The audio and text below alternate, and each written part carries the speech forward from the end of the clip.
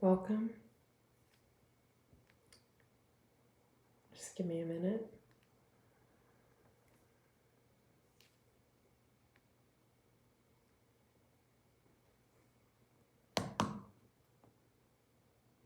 As you come on here, if you can tell me where you are tuning in from, and also if you can hit the like button, please. That really helps the channel, and commenting on where you're tuning in from also helps the channel. It helps YouTube to share the video on the algorithm. I am going through a loss right now, so I'm just going to say that up front. I lost a dear family member the night before yesterday. I found out yesterday morning, but I'm okay. I'm worried about, I'm not so worried about her kids. I'm more worried about her dogs, actually, because I know her kids are going to be taken care of. But I'll get to that in a minute. I want this to remain in the most positive light possible, and I want to keep this short because I just want to share with all of you something really cool that happened to me today and the night that my sweet cousin Mika passed. So Mika was younger than I am, and she had a terminal illness. She had cancer. She had 4 kids, 2 sweet dogs, and was just an amazing mom.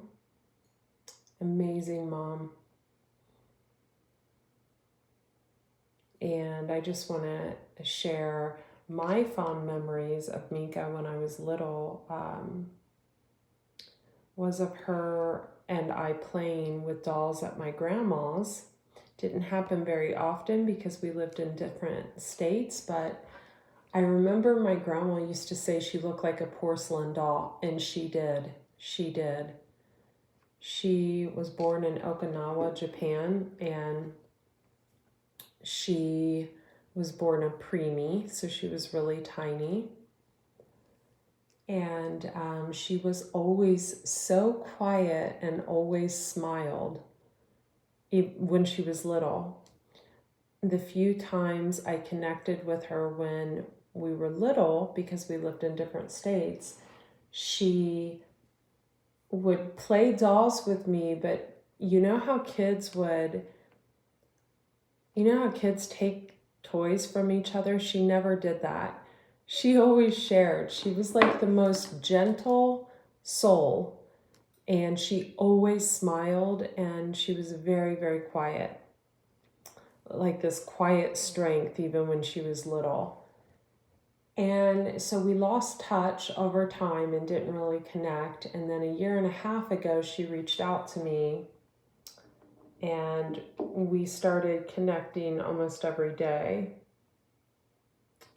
We would have hour-long conversations, and we would connect over Facebook Messenger, and she went and looked at a house with her kids that I was interested in Texas, in Seabrook, Texas, and we just connected a lot. And she started juicing and growing microgreens and flats and doing all these things to improve her health. She was also getting chemotherapy and trying new drugs that were, as they became approved, and some weren't approved. You know, she was trying a lot. And I just want to read to you, and I got permission to do this. My cousin Larry's beautiful wife, Mary Jane, has asked me to write the obituary, which I'm going to do. because I wrote a Facebook post about her. And I'm going to read to you the last message Mika sent me, which was a few days ago. Her doctor had wanted her to go into hospice care, and she refused to do that. And she had shared with me why, and I'm not going to share that here. But she said, "Sounds good. I'm drinking my juice right now. You have a wonderful day too." And then we had an hour call. This was on August 25th. And then she said, "My day started out as a bad day, but your call cheered me up. And I also got some good news. There is a foundation called Inheritance of Hope that has retreats for families with a terminally ill parent. In the past, all expenses have been covered.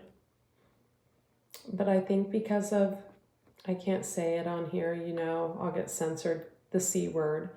But I think because of everything but the flight is covered. And with 5 of us, she had 4 kids, and with 5 of us, that wasn't possible before. I just got a call that they received some funding to cover flight expenses, and we may be able to get all covered. I hope it works out. The kids would love it. It's a trip to Florida in October, and you visit the Magic Kingdom and Universal Studios. Keeping my fingers crossed that everything works out and I can be healthy enough to go." And on August 6th, so I replied, "Yes, exclamation point, exclamation point, exclamation point." And then on August 26th, she reached out to me and said, "Hi, I got a late start to the morning, but I'm sitting here drinking my juice and plan on having a salad for a late lunch. I hope you have a wonderful day." And I said, "You as well, sweetheart. Prayers up." Like prayers up. And she gave it a heart.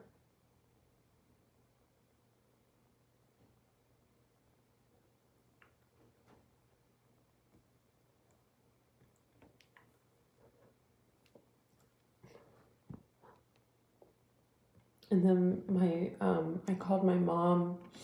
Well, I want to share with you guys what happened the night she passed, because I think it's so symbolic because of where she was born. And those of you who don't know, I don't read cards. I read faces. I read rocks. I read crystals. I read dirt. I read trees. I read animals. I can read anything.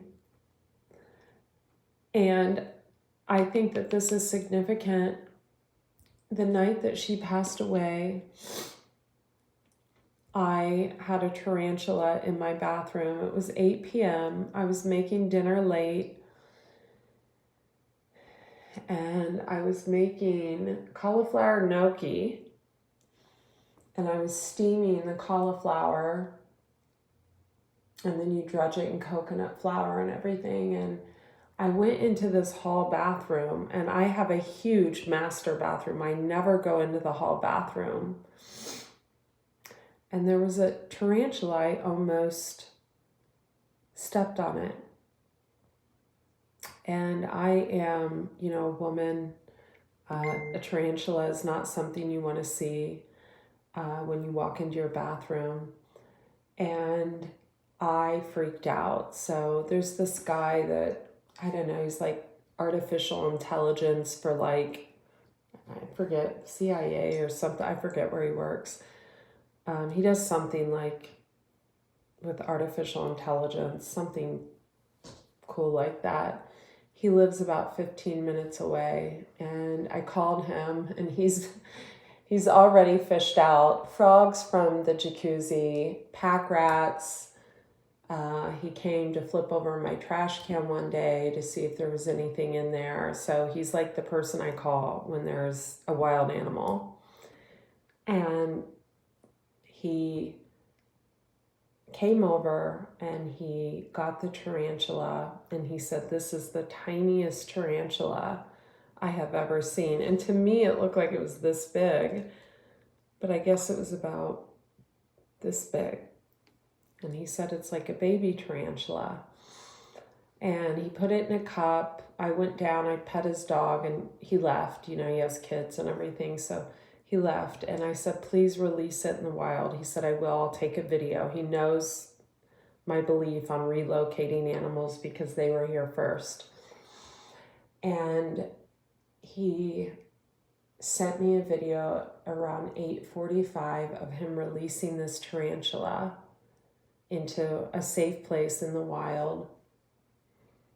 And I said thank you. And the next morning I called my mom, and she said, "Mika died last night." And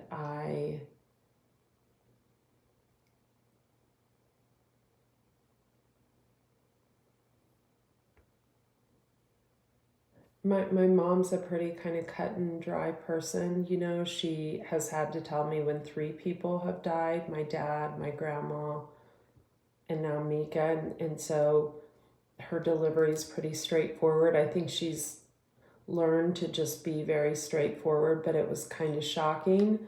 I had just woke up. I called her to tell her about the tarantula, and there it was. And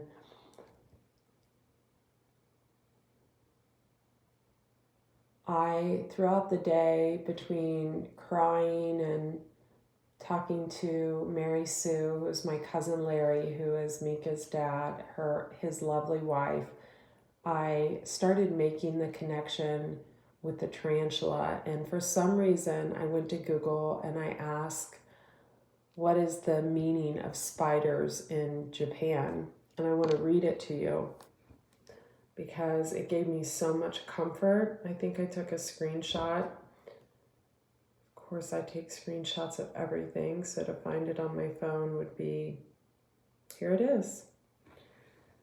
What do spiders mean in Japanese culture? Seeing a spider in the morning is seen as a good omen. This is because from ancient times. Okay, well, I saw it in the evening, so this is what it means. The Japanese have believed the spider to be connector between this world and the world beyond, bringing well-being.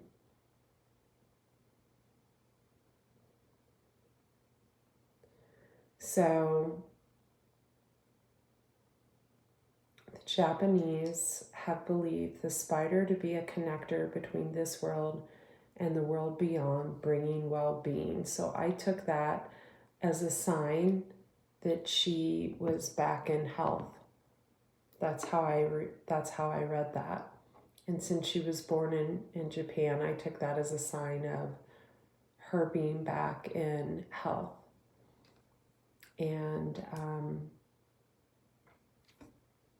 thank you for liking the video, you guys. I appreciate it. And I'm going to continue to kind of keep that in my heart, because I know when people cross over, if they're worried about like loved ones, like I'm sure she fought to the very end. I know she didn't want to leave her kids at all. Like, I know that. So I hope she finds peace to fully cross over.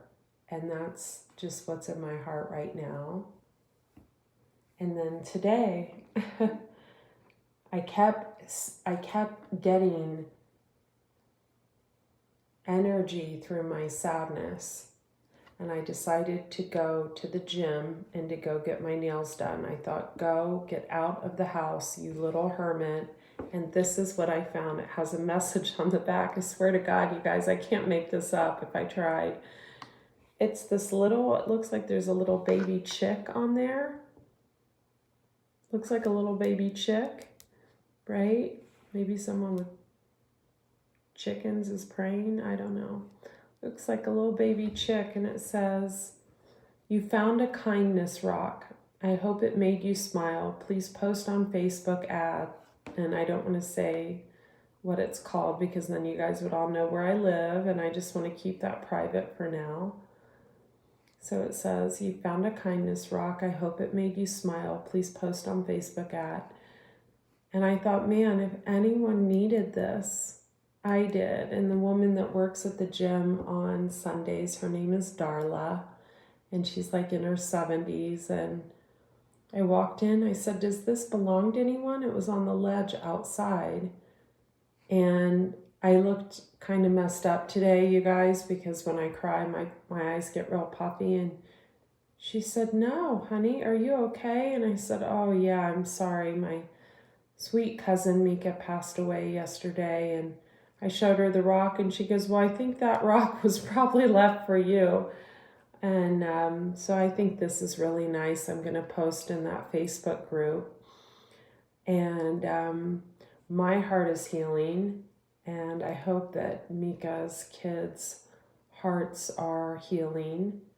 And her brother reached out to me today, and I hope he is healing, and I hope her dogs get to stay with the kids. That's my biggest concern. I would hate for them to lose their mom and then to also not have their dogs. So that's my biggest concern, and also that her kids get to go on that trip. So this may seem like a morbid video, but I just wanted to say that I will be moving forward. I will be shooting videos, recording. I wanted to give Mika proper, give Mika proper respect, and I want to respect my own healing process. So I'll probably shoot another video on this where you can see me. But I feel like when we cross over, any illness in our body is left behind. But I do feel like some people have trouble crossing over if they're really worried about their loved ones. So I'm just praying that release of that little baby tarantula that was pulled from my bathroom is like a sign of her releasing into health and well-being. And I think, maybe that's just something I'm telling myself, or maybe that's what's happening, or what happened, but I have to be able to believe the very best. And I would love for you guys to share with me in the comments below about your past life experiences, your experiences with people who have crossed over coming to visit you, because I've shared with you guys in the past about my father and how I believe I've connected with him in this lifetime after he passed. And I would love for you to share your stories in the comments below this video. Please keep the comments respectful, clean, kind, loving, and supportive. I feel perfectly okay. Like I said, she and I connected a lot over the past year and a half, but we didn't grow up, next to each other. But still, I had a very strong connection with her, and she and Mary Jean said something so kind to me, which was like her stepmother. She said, "Well, you were like a sister to Mika," and that really meant the world to me. So, and it meant the world that she asked me to write the obituary. So, but I would appreciate you guys sharing with me in the comments below about any past life situation, past life regression you've had. You guys know I do that a lot, and I can really tap into the Akashic records. I'm really good at past life regression and connecting, looking at people's astrological charts and connecting their past lives together, and where their moon is and someone else's sun, and that conjunct, and where someone's Jupiter is and where someone's Venus is, is so very important. And, Venus is a man's ideal wife, and Jupiter is a woman's ideal husband, and things of that nature. So I would love, love, love to hear your stories in the comments below and any questions you have. And I'm about to share the photos and what I wrote for Mika on my Facebook wall, which got a lot of support. I'm about to share it in the community section here. So connect with me, Andrea Lee, Leigh Cox on Facebook, Raw Chef Andrea on Instagram. Andrea Cox TV is my other YouTube channel here. And Andrea Lee, Leigh Cox on TikTok. You know, another interesting thing was so ironic. The day she passed away, I uploaded a TikTok video, and I didn't know she had passed away. She passed away that evening. I had uploaded a TikTok video about cancer because I'm really getting into these videos on TikTok about what they don't want you to know. And if you guys need to know who they are, you can go over there. But I do feel very, very led and pushed into the direction of exposing truths around the pharmaceutical companies and things of that nature. I do. I feel so led and pushed in that direction. It's really a powerful pull right now. But at the moment, I had a great night's sleep last night, and I'm going to have another really great night's sleep tonight. And I'm going to sleep as long as I need and go within and meditate and go through the motions of healing I need to go through as well. Thanks, you guys. Good night. Share with me below. Bye.